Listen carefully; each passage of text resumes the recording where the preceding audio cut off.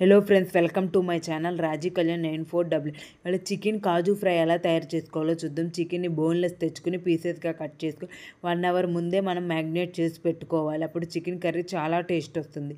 ముక్కలకి ఉప్పు కారం అన్నీ పట్టి బాగా టేస్ట్ వస్తుంది. మీరు ఒకసారి ఇలాగ ట్రై చేసి చూడండి. టేస్ట్ అయితే సూపర్ టేస్ట్ వచ్చింది.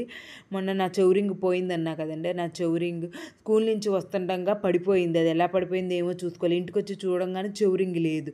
ఇంకప్పుడు మా వారికి చెప్పి అయితే పోయింది ఎలా దొరికిద్దిలే అని చెప్పి అన్నారు. సరే కాదు నేను ఎదుగుదాము, దొరకకపోతే అప్పుడు వదిలేద్దామని చెప్పాను. అప్పుడు వెంటనే 2 టైమ్స్ తిరిగి వచ్చాను, స్కూల్ నుంచి ఇంటికి, ఇంటి నుంచి స్కూల్కి. అయినా సరే దొరకలేదు. ఇక థర్డ్ టైం మాత్రం ఇదే ఫైనల్ టైం, ఎతుకుదాం, దొరికితే దొరికింది లేకపోతే లేదనుకున్నా. వెళ్తే మాత్రం నాకు దొరికింది, నాకే దొరికింది. మధ్యదారిలో పడిపోయి ఉంది. చెవురింగ్ అయితే దొరికింది కానీ వెనకాల సీల్ అయితే దొరకలేదు. ఏమైంది అన్నది నెక్స్ట్ షార్ట్లో చెప్తాను. Please like, subscribe my channel. Video చూస్తున్నారు కానీ